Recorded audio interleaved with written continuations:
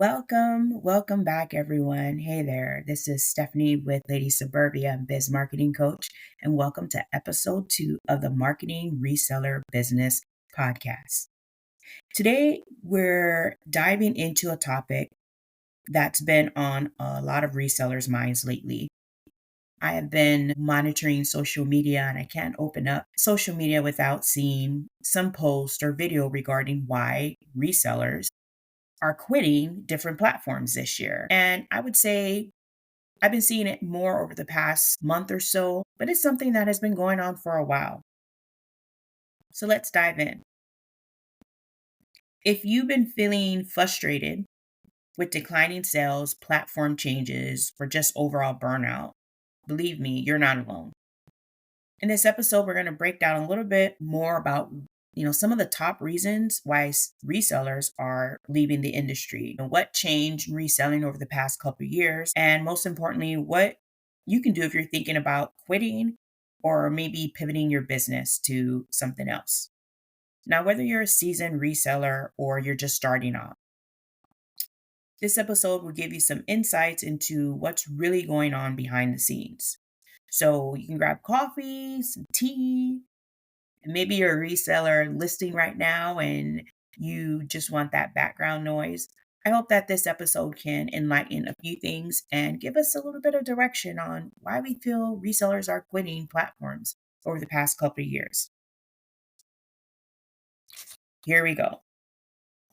So I'm going to just give you some statistics. I think that's important to sort of support the reasons why people are leaving reselling platforms like eBay, Poshmark, Mercari, and all the other ones in between. So, if you haven't noticed, there is a big global shift on online sales and pre-owned and pre-love market. And in 2023, so this is a few years ago, e-commerce sales reached over $5.8 trillion dollars, and it is expected to surpass 8 trillion by 2020. Now that's on a global scale. Keep in mind there are statistics you can pull if you only sell in the US or if you sell in another country, but this is more on a global scale. And then the resale market has expanded. And in 2023, it expanded by 26%. And the projected growth is going to be 33% over the next couple of years. So getting those statistics is sort of like the framework as to competition. So if competition is increasing, then it's harder for people to get that exposure. There are also rising costs and decreasing profit margins. So as businesses are starting off, or maybe you are just trying to maintain and stay afloat, you're going to see that increased shipping charges, the average order value are declining. You're going to see different platform and algorithm changes. All of these can make it very difficult for a reseller to continue on. So let's go with why reselling has seen a decline. Besides those statistics that I shared earlier, think of how hard reselling is. For someone that has had their own website, that attended trade shows and vendor shows, have sold on eBay since 2017, I've also sold on multiple platforms for 15 to 20 years. And it's not easy. It's a daily grind of getting up every single day, listing, shipping, sourcing.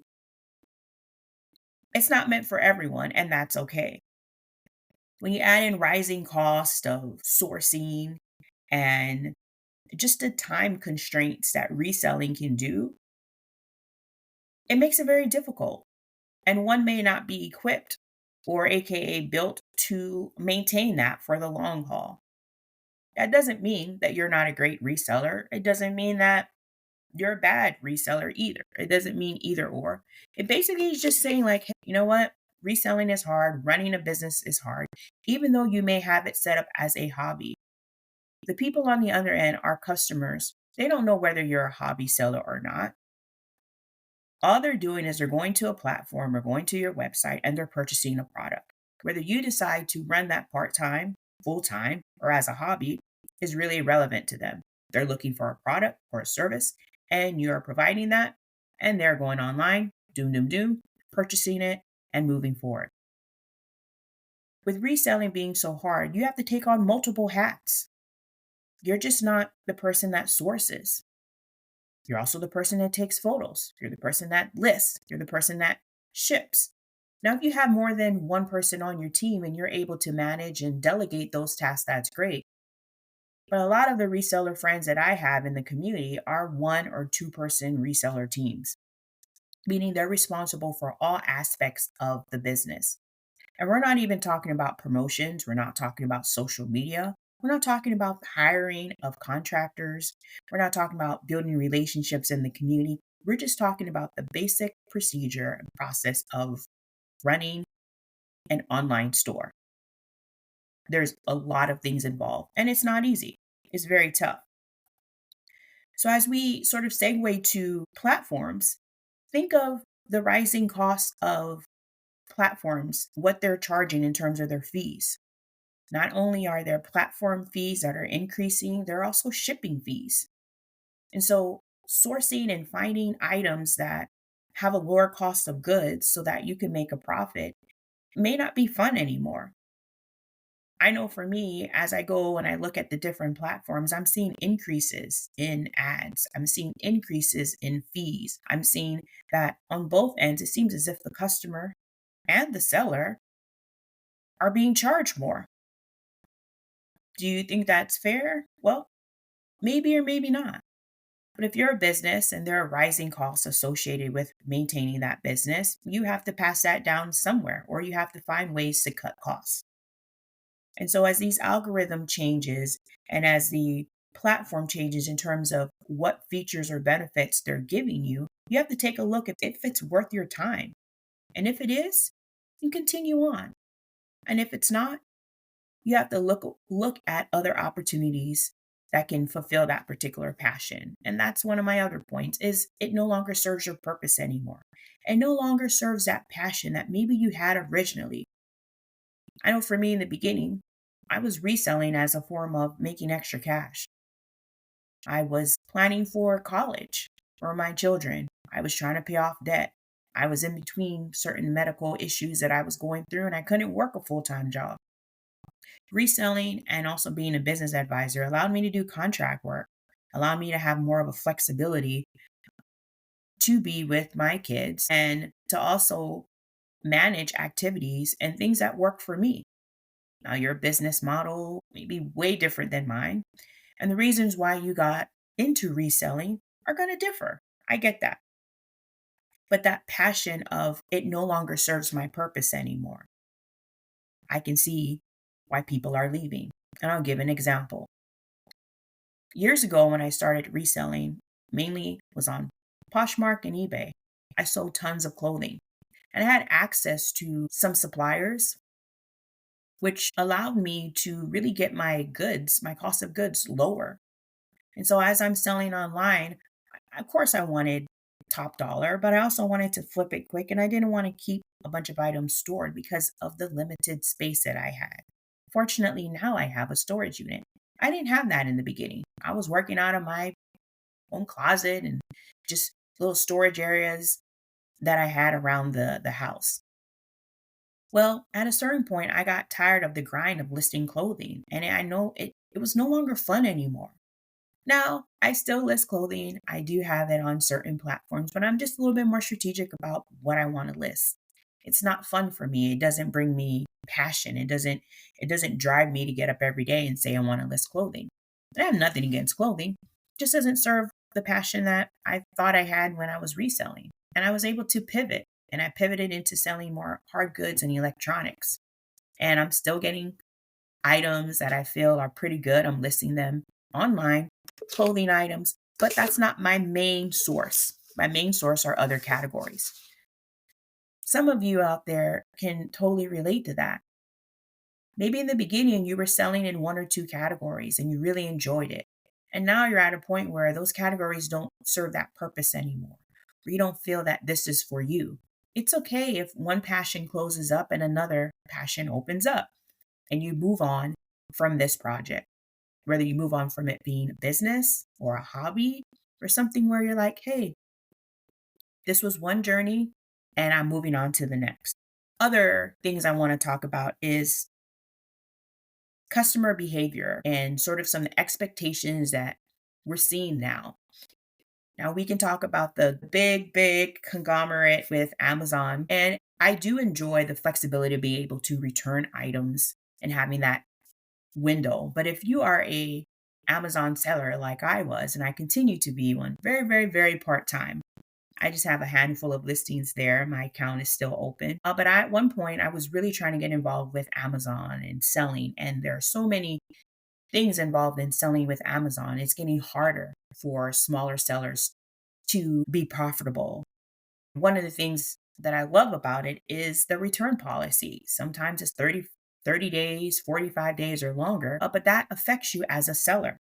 So the return policy for some of these platforms, or the recommended return policy, they're really influencing purchases.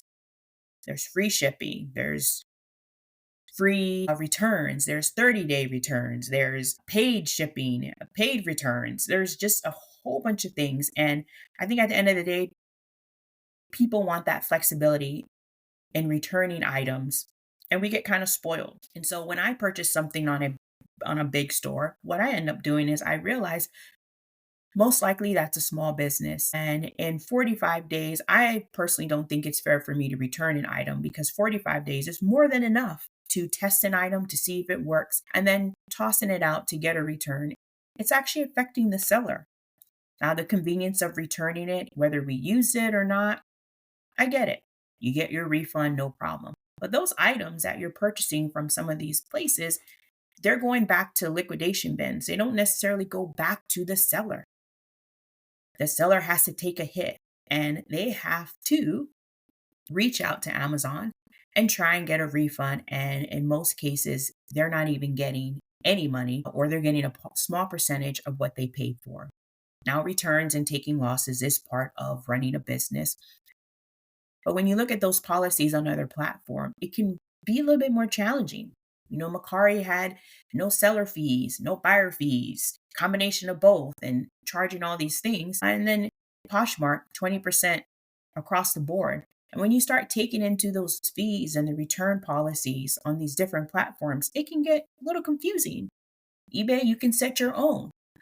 Poshmark and Mercari, it's usually 3 days. And there's some wiggle room to that depending on the item you received if you're going back and forth and there's some issue with the item and that platform getting involved. But as you move on to the other platforms that have a combination of live selling and regular product sales and listings, it all varies. So it can get very complicated. And in the reseller community, I can see why people don't want to pursue reselling as a full-time or even on a part-time basis and maybe change it to more of a hobby because there's too many things to learn when you're spreading yourself out so thin on these different platforms. And then let's move on to another tip or another reason why resellers are leaving the business and leaving these different platforms in the past year or so is burnout. Trying to have that work-life balance is tough. I mentioned in the past, if you follow me on social media or if you listen to the first episode, this is episode 2, is that I have another company and I have to devote X amount of hours per week to that company. And then there's ebbs and flows of that company. When it's busy in the spring and the fall, I know that maybe my reselling business sort of takes somewhat of a hit because I'm not able to devote the time that I needed to grow it. So I try to list consistently to have that balance there. Does balance exist? Not necessarily, but burnout does. And work-life struggles, it's the same. And keep in mind, in 2020 and 2021, there was just an increase of sellers that during the pandemic were providing products that were going international because, part of the world is shut down during that time. And so there was an increase in sellers that were providing products on eBay and different platforms. And I know there was some price gouging, but then it settled out. And it was a very hot market. In 2021, I converted my eBay store from just as a hobby to a business account. I incorporated Lady Suburbia LLC and I made it official. I wanted this business to be another source of income, whether it was part time or full time hours or closer to full time hours during quarter 4, which is October through December. It wasn't a fluke for me. It wasn't something temporary. It was something that I wanted to do long term. And not everyone set up their business like that. Not everyone set up their online platform stores like that as well. It just did not. It was out of necessity. It was out of taking advantage in a positive way of the demand. And so there was an increase in sales in 2020, 2021, even parts of 2022. But the COVID era selling has sort of decreased because people are maybe back at work or, like I mentioned earlier, the other things, the passion, the drive, it's not there. The fees associated, it just gets overwhelming and it can get pretty expensive. And that burnout can occur when you're balancing way too many things. Now, there is an increased competition and more market saturation just because of the increase in sales on a global scale. It's been huge. And when you have more competition, it makes it harder to sell products. You have to sort of break down, okay, what you want to sell, what category, what works and what doesn't work for you. I love selling digital cameras, but the access to those cameras and buying them in bulk, it's getting harder and harder to find at a price point where I feel I can profit where I want to profit at, whether it's a 2x profit, a 5x profit, a 10x profit, meaning if I purchase something for $1, that I want to sell it for at least $10. That's 10x. You can go up a little higher, maybe next to sort of cover fees and any other expenses. But trying to find ways to source outside of the normal thrift stores and estate sales can be very challenging. There's rising costs in platforms, there's rising costs at sourcing locations. It's making it very, very hard to find good product. Now you can go out 15, 20, 30 miles and you can hustle and grind out every day. But that's where burnout comes. And how do you maintain a business that you can allocate so many hours per week, find lower cost of goods, and profit in a way where you're not losing money every single week or every single month? That is the challenge. So let's go back briefly to the rising cost of maybe sourcing. I love going to thrift stores. I don't go to a lot of estate sales, but I love thrift stores and garage sales. Those things are just amazing. And last year, I was on eBay's business seller podcast when that did shut down last year in the fall, but I was able to talk about digging myself out of below standard on eBay. And you can take a look at that. I'll put a link in the show notes and you can listen to that podcast and it'll tell you what I did to dig myself out of below standard because it was very uncharacteristic of me to be below standard because I have worked really hard to be at the top, but life happens. But one of the things that I learned from that process was expanding out where I source my products. I just didn't stick to thrift stores and garage sales. I enjoyed it. But keep in mind, I have a lot of things going on, other projects, other businesses, and I really couldn't find thrift stores within a 10, 15-mile radius that was providing really good stuff. I mean, in the beginning, it was great, but then I started seeing thrift store prices were going up. I started seeing my time of having so many hours a week to source and ship and list and do all of that. Well, my normal thrift stores were not providing the items that I needed that were going to make me successful. And successful doesn't mean you're making $1 million a year. Successful meaning I'm purchasing products with pretty good sell through rates and I'm getting them at a cost where I know I can make money and I can profit off of. And it was a little bit challenging. So during that time, what I ended up doing was I diversified my sourcing methods. I started going to some estate sales. I was looking on Marketplace a lot for deals. I was, of course, asking people if they knew that I resold items, they would reach out to me and give me items from time to time. That was great. I also would take some of the items to a local consignment shop, mainly clothing. And once a month, I'd pick up a check and see what sold. And if it didn't sell, they would donate it. So I was very particular about trying to stretch out not just my income in terms of focusing only on thrifting and sourcing here and here. I wanted to make sure in that income that as I'm going to thrift stores and garage sales and estate sales and I'm diversifying that is I know that not all of them are going to go online. I now have an option of consignment. I have an option of going on marketplace and selling it. And so I not only diversified where I was sourcing, but I diversified where I was selling. And I think that was very helpful. But you can go into any thrift store right now and you'll find that prices are pretty high. Spending $12.99 or $14.99 for a used pair of jeans when maybe it's selling for $20 or $30, there's not a lot of profit margin in there. You can look at live selling, you can look at wholesaling for a way to flip items really quickly and maybe do volume based, just making a few dollars profit. If that's your business model, that's great. That's not everyone's business model. I like to purchase something, get it listed, have a decent enough profit where it's going to flip soon, flip within a 90-day window.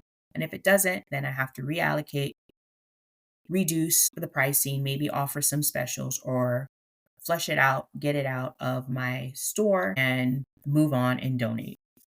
So we have passion. We have the loss of passion. We have algorithm changes. We have fees. We have customer behavior in terms of returns. We have reseller burnout and different work life challenges and balances. And I think at the end of the day, we could add 10, 15 more items on here. And the reason being is we all get started in this business for a reason. And what that reason may be, I don't know. It could be paying off debt. It could be extra cash. It could be for fun. But once we start getting involved in the day-to-day operations of things, it can make it challenging. As someone that is a business advisor, I have spoken to thousands of small businesses over the past 15 years. And when you're a one person or two person team, you may have a great product. You may have an online store. You may have a brick and mortar or a combination of all of those.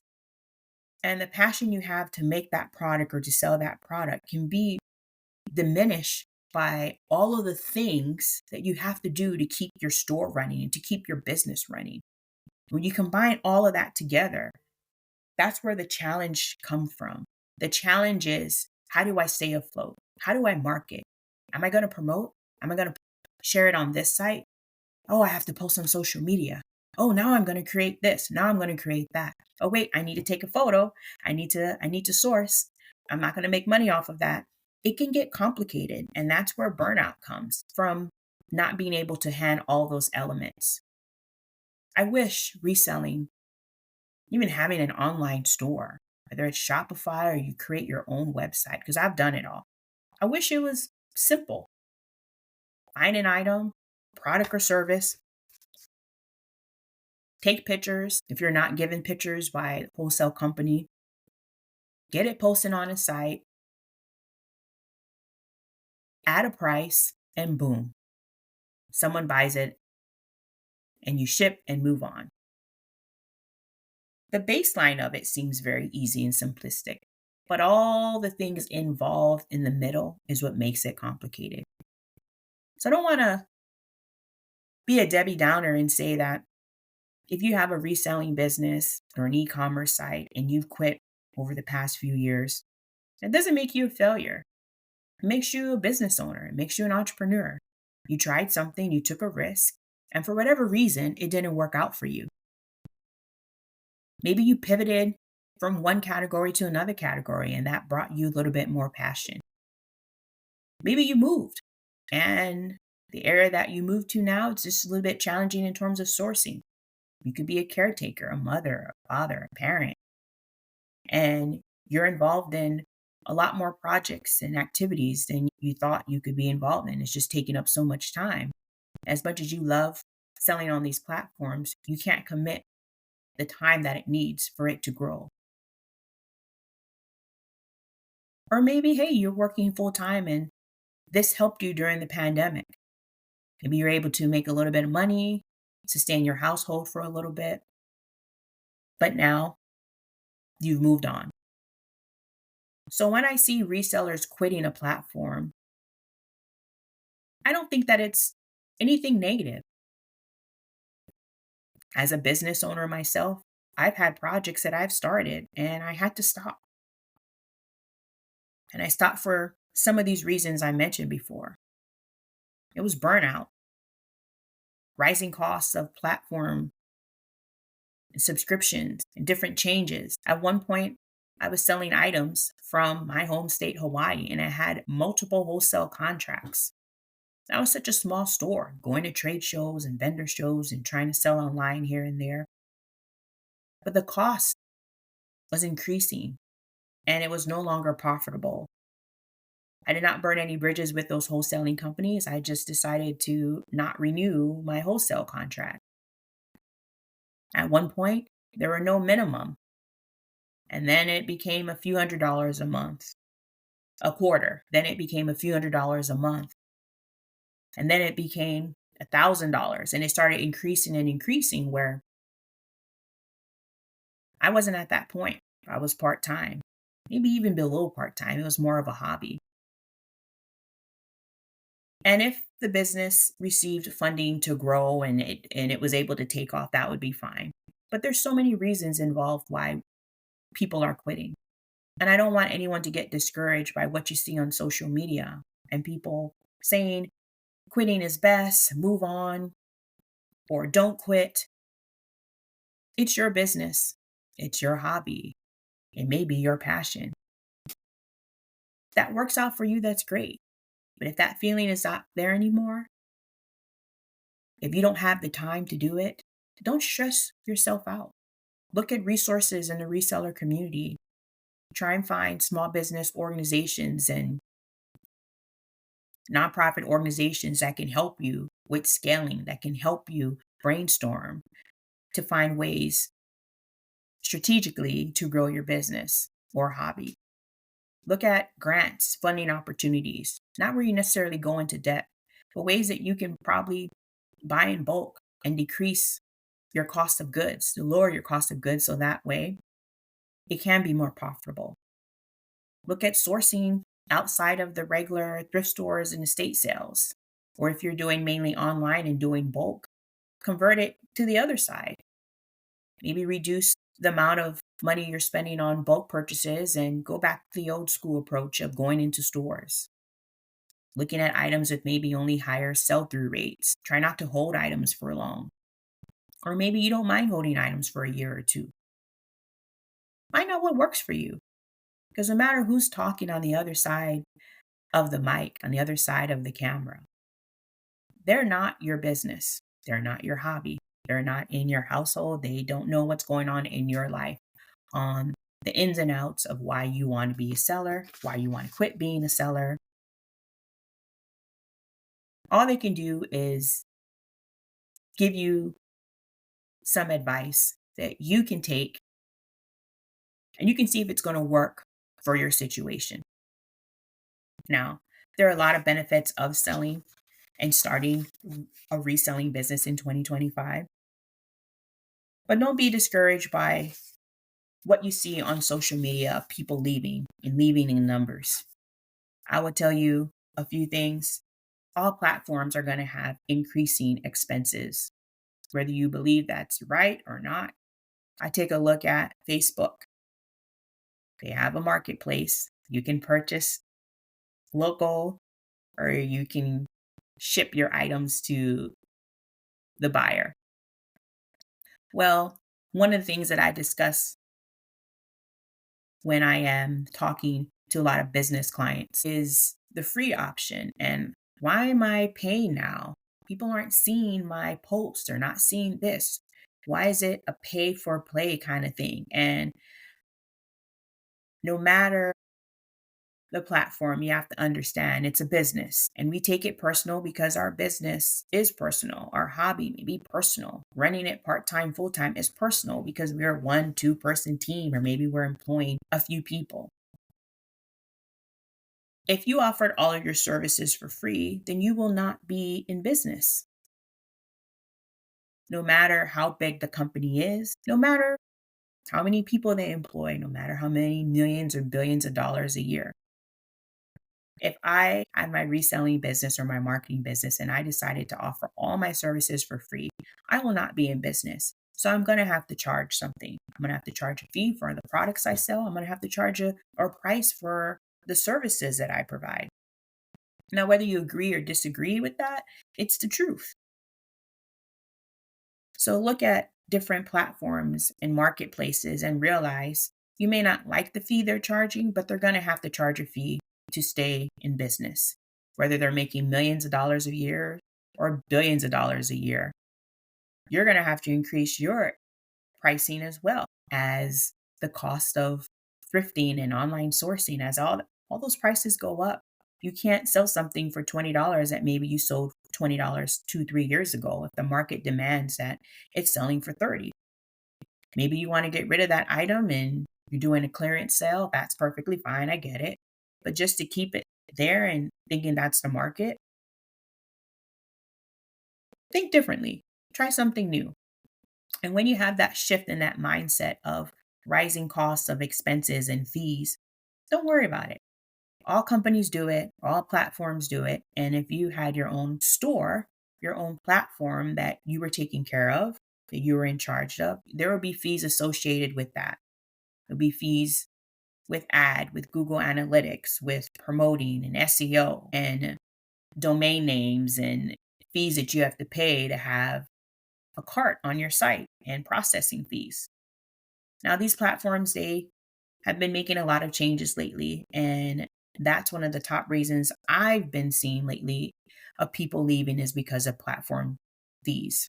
I get it. If you ever had your own website, you had to build from scratch or drag and drop template, I'm telling you, I don't mind paying the fees if they're reasonable. When they get out of hand, that's when we speak up. That is when we will talk to the platforms if they have any type of feedback and put it there. Maybe they're listening, maybe they're not. I'm not sure.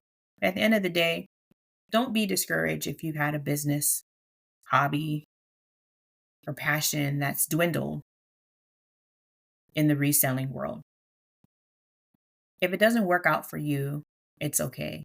Focus on things that bring you joy, that are maybe not as complicated as reselling can be. Platform and algorithm changes are going to be there forever on all platforms.